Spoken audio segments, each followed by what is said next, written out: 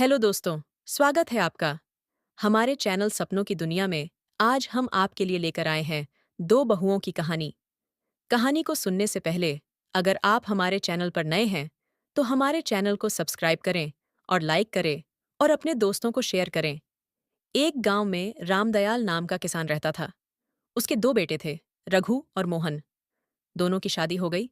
घर में अब दो बहुएं आईं, सीमा और गीता। पहली बहू सीमा स्वभाव से चंचल और थोड़ी आलसी थी। घर का काम टालती, सास ससुर की बातों का बुरा मान जाती और अक्सर छोटी छोटी बातों पर झगड़ा करती। घर के लोग उससे परेशान रहते। दूसरी बहू गीता शांत और समझदार थी। वह सास ससुर की सेवा करती, घर के काम पूरे मन से करती और सबसे मधुर व्यवहार करती। उसकी वजह से घर में शांति बनी रहती। एक दिन खेत में काम करते समय दोनों बहुएं भी साथ गईं। अचानक तेज आंधी और बारिश शुरू हो गई। सब लोग घबरा गए। सीमा बोली, मुझे तो अपनी साड़ी और गहने खराब नहीं करने। वह तुरंत घर की ओर भाग गई। गीता वहीं खड़ी होकर अपने ससुर को सहारा देकर सुरक्षित जगह पर ले गई। बच्चों को संभाला और घर का सामान बचाया। जब सब लोग सुरक्षित लौटे तो पूरा गांव गीता की प्रशंसा करने लगा। सास ने आंसू भरकर कहा, अब समझ आया कि असली बहू वही है जो परिवार को संभाले, न कि सिर्फ अपने बारे में सोचे। दोनों बहुओं ने दिखा दिया कि सीमा जैसी स्वार्थी बहू घर में कलह और दुर्भाग्य लाती है।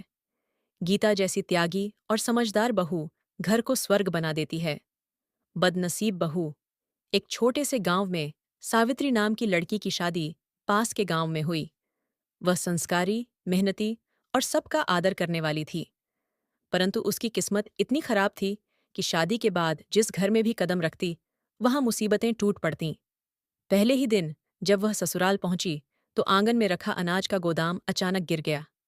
लोग कहने लगे, नई बहू अशुभ है। धीरे धीरे घर में आर्थिक तंगी बढ़ने लगी। बारिश न होने से खेत सूख गए। हर मुसीबत का दोष सावित्री पर मढ़ा जाने लगा। सास कहती, जब से यह घर आई है सुख चैन गायब हो गया।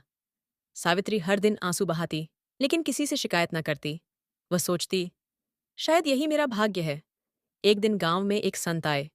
उन्होंने सावित्री को रोते देखा और पूछा, बेटी क्यों दुखी हो? सावित्री ने अपनी कहानी बताई। संत मुस्कुराए और बोले, भाग्य कभी अशुभ नहीं होता। इंसान का धैर्य ही उसका भाग्य बनाता है। तू कल सुबह सूरज निकलने से पहले नदी से जल भरकर तुलसी को चढ़ा और मन से प्रार्थना कर। सावित्री ने वैसा ही किया।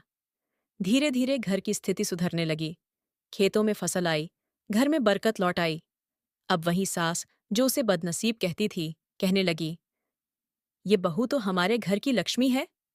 सावित्री मुस्कुराई क्योंकि उसने समझ लिया था, मनुष्य बदनसीब नहीं होता, उसका विश्वास और धैर्य ही उसकी किस्मत बदल देता है।